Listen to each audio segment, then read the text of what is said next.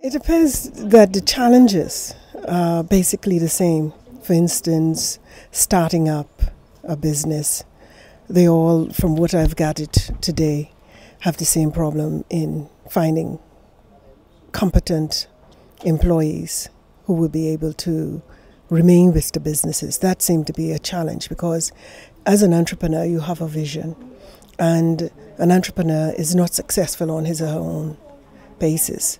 You need people, and there's definitely a problem in finding persons who are willing to work with the vision.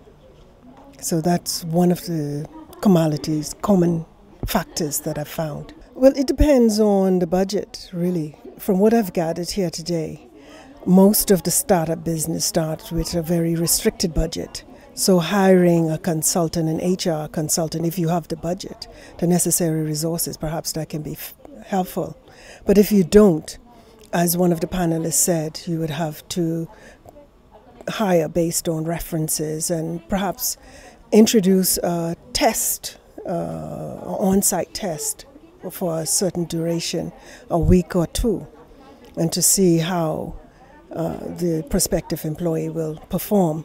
And after that, one will be able to make a more or less correct decision as far as the longevity of that individual. Well, I have a boutique law firm in the Bahamas that provides financial services to persons who are interested in investing in the Bahamas.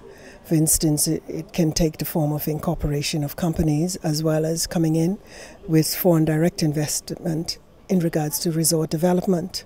I started very small and move on from word of mouth. So it's a question of referral basis. This is at the very beginning. This meeting today, this conference, is an immersion in really having an opportunity to meet prospective businesses. But I'm more keen in learning how to conduct business in India and learning business here from an entrepreneurial perspective. That's part of business development. One just doesn't start off with business, but you have to establish a relationship first. And so I'm on the first stage of that relationship. I think the first instance is collaborating with a law firm, which I have already started to do. It's best to collaborate because obviously it's a question of knowing the legislations here. And in all form of expansion, one needs to work with institutions that's already on the ground.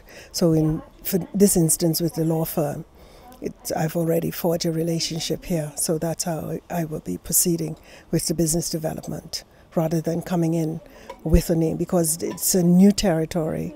The Bahamas is unknown basically. So it will take time to develop.